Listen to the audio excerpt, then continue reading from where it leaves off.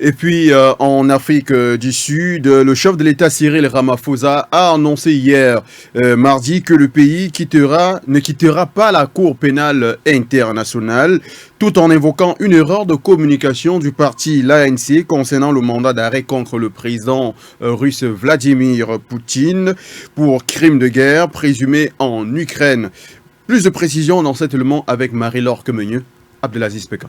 Décision finale du président sud-africain au sujet du retrait de l'Afrique du Sud de la Cour pénale internationale. Cyril Ramaphosa a finalement annoncé mardi dernier lors d'une conférence de presse que son pays ne quittera pas la Cour pénale internationale. Ce dernier a à cet effet évoqué qu'il s'agissait d'une erreur de communication du parti au pouvoir, l'African National Congress, concernant le mandat d'arrêt contre le président russe Vladimir Poutine pour crime de guerre présumé en Ukraine. Cyril Ramaphosa a annoncé ce même mardi que l'ANC avait demandé que le pays, critiqué depuis le début de la guerre en Ukraine pour sa proximité avec Moscou, quitte la Cour pénale internationale. Lors d'une conférence de presse le week-end dernier, à l'issue d'une visite du président finlandais Sauli Niinisto après une réunion du Congrès national africain, le président Ramaphosa a tranché l'affaire, estimant prudent que son pays se retire de la CPI. C'est pourquoi la présidence a tenu à clarifier dans la soirée de mardi que l'Afrique du Sud reste signataire du statut de Rome. Cette clarification fait suite à un commentaire erroné au cours d'une conférence de presse de l'ANC. L'Afrique du Sud avait déjà voulu se retirer de la CPI en 2016 après une visite de l'ancien président Omar el-Béchir. Pretoria avait refusé de procéder à l'arrestation de ce dernier, également visé par un mandat d'arrêt de la Cour. Mais le retrait de Pretoria avait été contrecarré par la justice du pays qui avait estimé qu'une telle décision serait inconstitutionnelle. Même en cas de retrait, l'Afrique du Sud aurait été obligé d'arrêter Vladimir Poutine s'il se rendait au sommet des BRICS en août, car un retrait de la CPI prendrait plus d'1 an pour être effectif à partir de la date de l'annonce officielle de son départ. Le pays de Nelson Mandela refuse de condamner Moscou depuis le début de la guerre en Ukraine, affirmant adopter une position neutre, être en mesure de jouer un rôle dans la résolution des conflits, a une nouvelle fois expliqué Cyril Ramaphosa, indiquant s'être entretenu à plusieurs reprises avec Poutine. Rappelons que les liens entre l'Afrique du Sud et la Russie remonte à l'époque de l'apartheid,